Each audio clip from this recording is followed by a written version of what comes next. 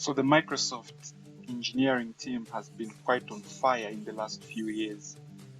Starting from the Xbox One S, the Xbox One X, and now the Series X, I think their engineering has come a long way. Now, a good console doesn't make any sense if it doesn't have games. I can't wait for the July event, which is just around the corner. But even before then, we can discuss about some of the games that are already announced for the Series X and the Xbox One family. So in this video, I will just compile a list of games coming to the Xbox ecosystem exclusively, and by that I also mean Microsoft Windows, of course. I will include everything from the small games to the larger games, whether they are full exclusives by first party or if they have been created by a third party team. And with that, I will begin with the smaller games.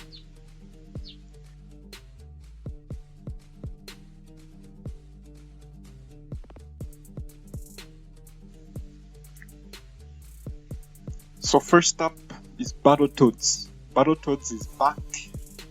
So Battletoads is a classic game in many people's view.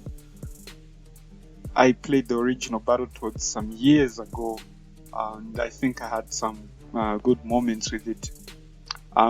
They are working on bringing back Battletoads to the bigger screen. While the art style and everything else might have been criticized by quite some few outlets out there, I think we should give it some time and see what the actual final game will be like. I'm not particularly very interested myself, but I would like to give it a try, especially because it will probably launch in Game Pass. So yeah, I'll definitely still give it a try. So that's Battletoads. Okay, the next small game we have on our list is Grounded. So Grounded has been created by Obsidian, one of the larger teams over at Xbox Game Studios. So this is actually coming from a first party developer. The game itself was quite shocking when it was released. I think most people were expecting a bigger game from Obsidian, but it's a passion project, and I think we should encourage passion projects from these teams. Quite alright, Bleeding Edge might not be what people are looking for from Ninja Theory, but I think Grounded still has a lot of potential. It was cover for Game Informer, I think in May, and after the 30-minute gameplays that have been posted by different channels, I think it's starting to get some good reception. I think it's a very interesting game if you ask me. It's a survival type of game, and you have to craft things, build things, and you've been shrunk into ant-size level, and then you're in the backyard trying to figure out what's going on. I think there's quite some deep story going on in the backyard based off of what I've seen myself. But yeah, it looks like an interesting small game that I think should not be overlooked. Grounded should be in early access and game preview, I think, as of recording this. So you could go check it out. I'm pretty much excited for Grounded. Yeah, I think lots of people made fun of this game when it was announced, but I think it's starting to look like it's going to be one really good survival game. Okay, so next up we have the Ascent. So the Ascent is developed by a 12-man team, 12 developers, men and women. So it's got a cyberpunk feel to it, but it's not a cyberpunk game per se. It's an isometric type of game. The gameplay is top-down, isometric, and not really first-person shooter or anything like that. The gameplay itself looks very, very good. I think they've worked on a lot of particles, detail in the environment, and it's just got this unique feeling and lots of reflections, lots of lights, metallic things, and I think it looks very, very interesting. Reminds me of some earlier games like Alien Shooter that I played some years back. But yeah, it's something that I am looking forward to as well. Again, if it launches in Game Pass, it's going to be something that I'll try out. The graphics, I think, are on point. I just hope we won't have any performance issues, especially because of the particle effects going on in the gameplay that I have seen. Lots of explosions and so on. So I'm hoping that we don't have any glitches. But of course, the Series X is going to be one hell of a CPU. So that's the Ascent. Okay. Then another one that's flying under the radar has been Crossfire X.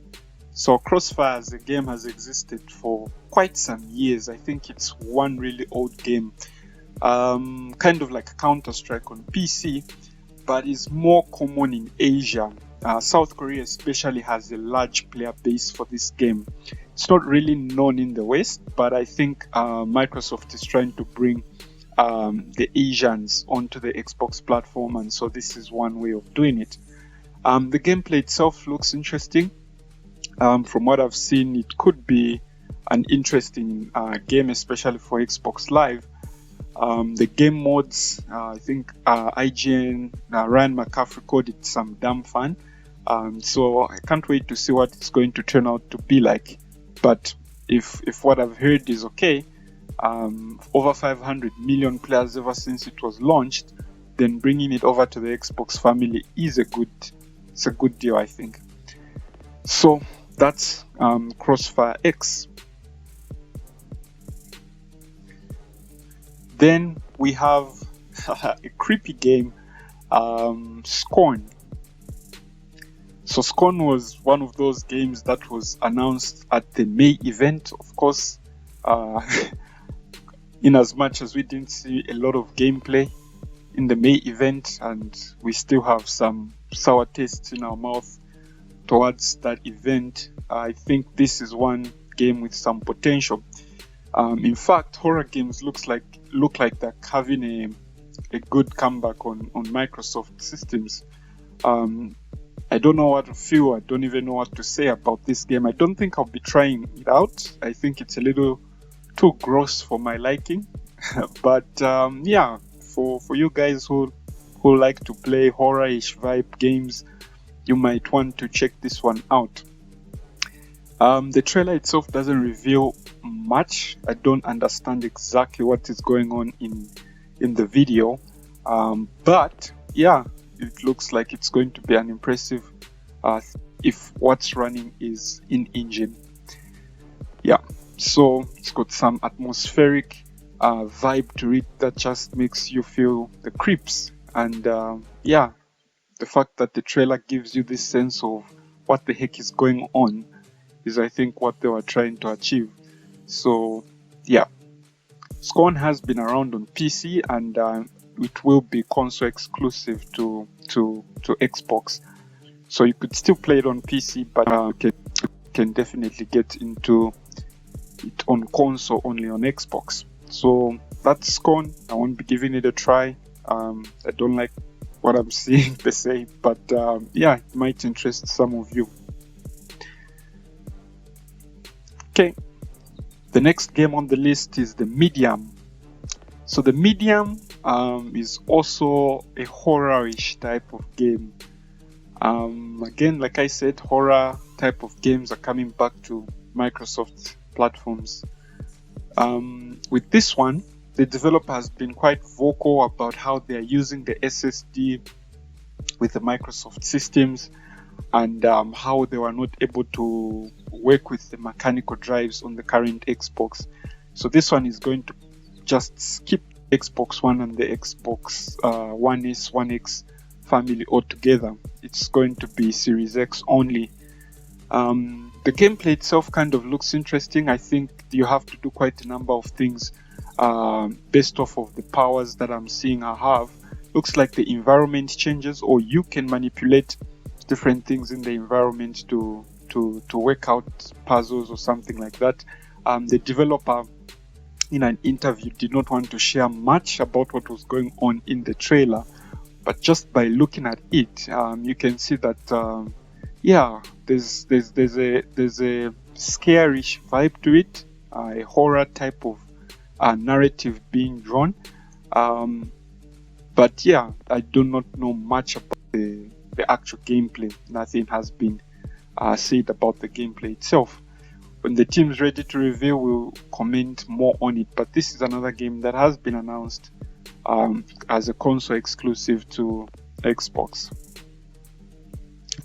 They have the sound engineer from Silent Hill working on this one as well, so we'll see what they come up with.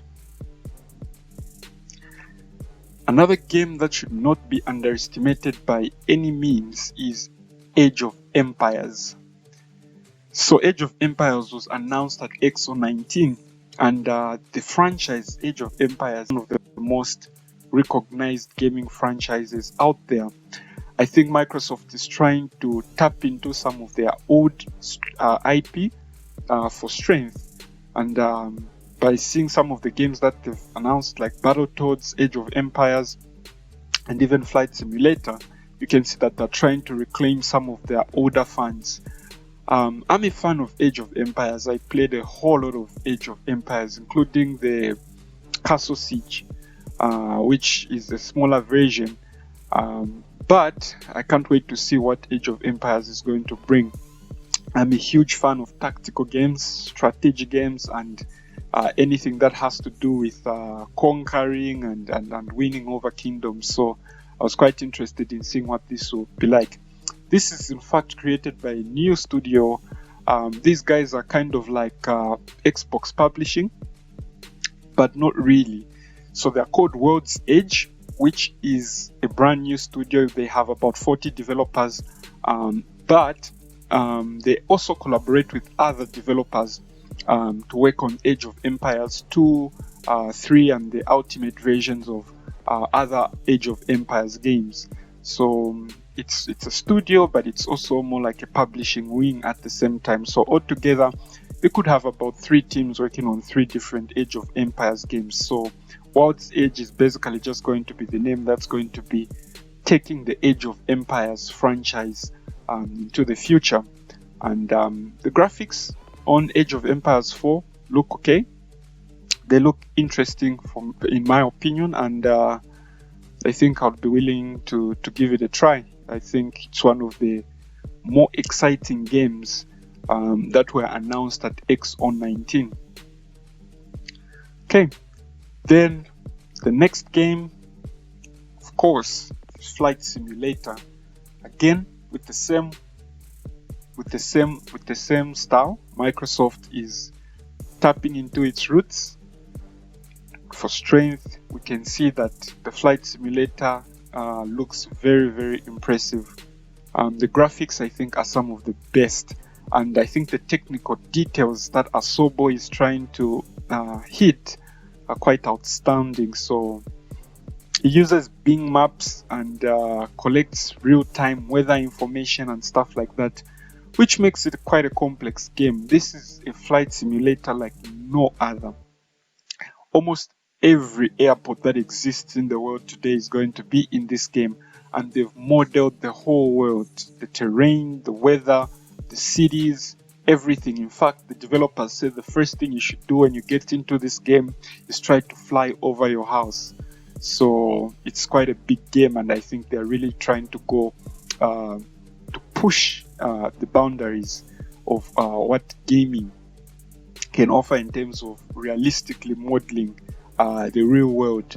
I can't wait to see what this game will be like once it releases. Online modes and just different gameplay things that will be attached to it. I'm a fan of Flight Simulator. Flight Simulator X, I think, is what I've played more often, but I can't wait. The graphics themselves look stellar. The planes, quite a number, and so this is something I can't wait to see. So kudos to Asobo for this one. Okay, the next game on our list is one that was released by Rare. So this one has been announced. This one was announced at XO19. So Everworld is a game that looks mysterious. It's got a very, very good art style, if you ask me. kind of like an evolved version of the Sea of Thieves. Sea of Thieves has got a certain art style, but this one I think pushes that even further. I like that the environment looks like it's very organic. We have a number of living creatures, birds, things like antelopes with weird ears, things that look like water badgers, and looks like there's a day and night cycle going on as well. And I'm not even sure what the story will be like. This kind of feels like an in-engine kind of trailer, just to show off what the world is like and not really what the gameplay is like. So I think Rare should be given enough time to fully finish this game. I have no plan on playing a game that is not fully done. If there is any content missing, I'd rather we wait an additional year, so that by the time it's releasing, it releases to very good reviews. Sea of Thieves didn't launch well, I think, in my opinion, but over the years it's definitely become one of the best games on Xbox. Okay, now to the big hitters. So we have, firstly, Hellblade. So Hellblade goes way back to the Xbox Series X introduction at the Game Awards. And based off of this little footage that was shown in engine, I think we have something special brewing up over with Ninja Theory. This is the type of game Microsoft needs. I think most of the critics will basically point to the lack of mature story or narrative driven games over on the Xbox side. And this is the type of game that's able to address that need. Third person, mature, narrative driven, excellent graphics, a good story, and this is basically the answer to that. Looks spooky as well. I think it's going to be based in Norse mythology, so we should be seeing some really weird beliefs going on. But yeah, I think this is going to be a huge hitter. Based off the analysis from Digital Foundry, if this is really in-game, then we have a masterpiece type of game brewing with Ninja Theory. The graphics themselves were excellent, and even just going all the way back to the first scene they show, which looks like a loading scene, looked like it loaded in under 3 seconds. So it might be using that Xbox direct storage in DirectX 12 with maybe sampler feedback streaming, and the velocity architecture as a whole with that SSD. So yeah, I really can't wait to see what the story will be like in this game. The final game I think that everyone is waiting for the July event is Halo Infinite. The initial Halo Infinite trailer was an in-engine trailer showing what the Slipstream Sleep Space engine can do, and I think that's an impressive engine. The developers have gone on to say that it could be the most advanced engine out there. Of course, that would have to go toe to toe with maybe something like Unreal 5, but yeah, it looks really impressive. It looks like 343 is trying to prove themselves with this entry, and they definitely have to bring their A game. All the developers have to be doing their best for this game, because I think 5 years is a long enough time to wait for a Halo franchise. And if 343 can't hit this one, then I really don't know what they can hit, because they've had ample time. They've said they've developed the tools, the engine looks great, and they just need a really good story. If they can hit the campaign really well, and then have multiplayer that can even be as good as Halo 5. Of course, they need to top Halo 5. They need to do something even more interesting than Halo 5. But Halo 5 multiplayer was very interesting, if you ask me. So they don't have much grounds to break there, but for the story, man, they messed it up with Halo 5.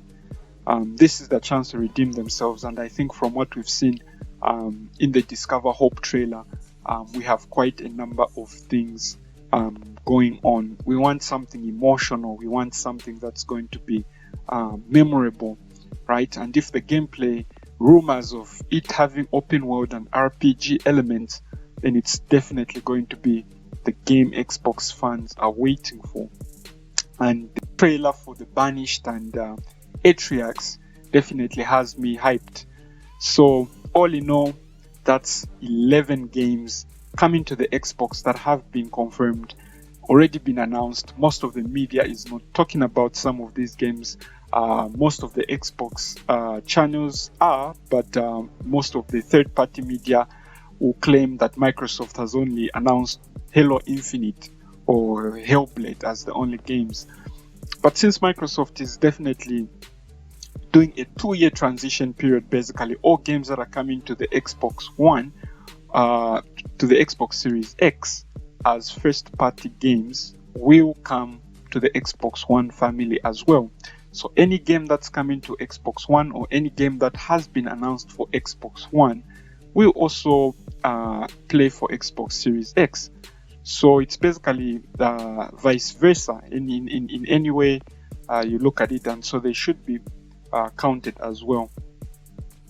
Okay guys, so that's the video. Toss a like if you liked the content, subscribe to the channel if you want to see more Xbox centric stuff. Follow me on social media on the links below, and if you like the music, the audio in this video, you can definitely check the link below to get it.